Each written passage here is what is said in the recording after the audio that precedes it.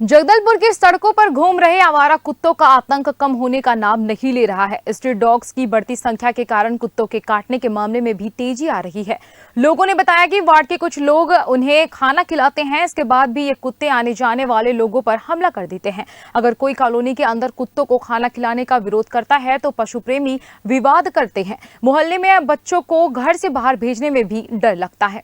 Chandrashekhar Azad ward के पार्षद लोकेश चौधरी ने बताया कि नगर निगम को लगातार शिकायत करने के बाद भी कोई कार्रवाई निगम के द्वारा नहीं की गई है। यदि अगर नगर निगम उचित कार्रवाई करता तो नगर वासियों को हिंसा की आवश्यकता नहीं पड़ती। उन्होंने कहा कि निगम की तरफ से पशु प्रेमी संगठनों को किसी तरह की सहायता भी नहीं मिल पाती है, जिसकी वजह से वह संगठन अच्छे तरीके से कार्य नहीं कर पा रहे हैं। पार्षद शुभम यदु ने कहा, नगर में दिनों दिन आवारा कुत्तों की संख्या में इजाफा हो रहा है, जिससे नगर में कुत्तों का आतंक बढ़ रहा है। उन्होंने कहा कि निगम की सामान्य सभा में आवारा कुत्तों को लेकर उन्होंने प्रश्न भी लगाया था, पर संबंधित सभापति ने इसका गोलमोल जवाब दिया। मेरे वार्ड में कई जगह चौक चौराहों में गायों और कुत्तों का झुंड लगे रहता है, जिसके लिए मैंने कई बार 4 से 5 आवेदन नगर निगम को दे दिया है, पर आज तक उसके ऊपर कोई कार्रवाई नहीं गई है।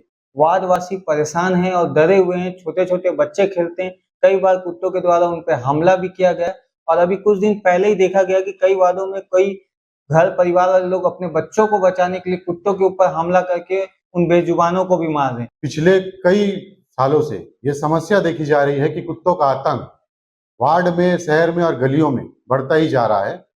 विगत इससे पूर्व जो समान सभा हुई थी, इसमें उन्होंने प्रश्न भी लगाया था, लेकिन सम्मानित स्वास्थ्य सभापति के द्वारा गोलमोल जवाब दिया गया।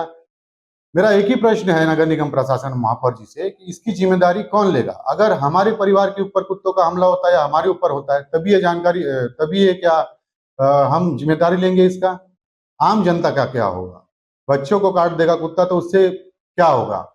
वहीं नगर निगम में नेता प्रतिपक्ष राजेश चौधरी ने कहा, सामान्य सभा की पहली बैठक से ही उन्होंने आवारा श्वान और आवारा पशुओं को लेकर निगम में सवाल उठाया था, परंतु आज दिनांक तक नगर निगम के द्वारा उस पर कोई कार्रवाई नहीं किया गया है।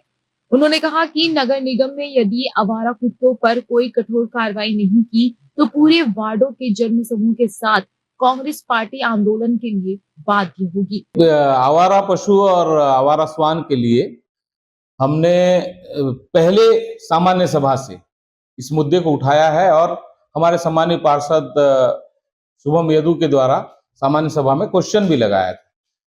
क्वेश्चन लगाने के बावजूद उसमें आज दिनांक तक किसी प्रकार का कोई कार्रवाई नहीं किया गया, बल्कि महापौर जी के द्वारा और महापौर की टीम के द्वारा आवारा पशुओं पर कार्रवाई की कार्य योजना बनाई जा रही है, पर आवारा श्वान, आवारा कुत्तों को पकड़ने का अभी तक किसी प्रकार का कोई भी कार्य योजना नहीं बनाया गया है। वहीं इस मामले में महापौर संजय पांडे विवश नजर आए। उन्होंने कानूनी अड़चन का हवाला देते हुए कहा कि आवारा कुत्तों पर कार्रवाई नगर निगम नहीं कर सकता, वह केवल उनका बधियाकरण कर सकता है। नगर निगम न तो कुत्तों को पकड़ सकता है, न ही उन्हें जंगल में छोड़ सकता है, क्योंकि यह कानूनी रूप से गलत है।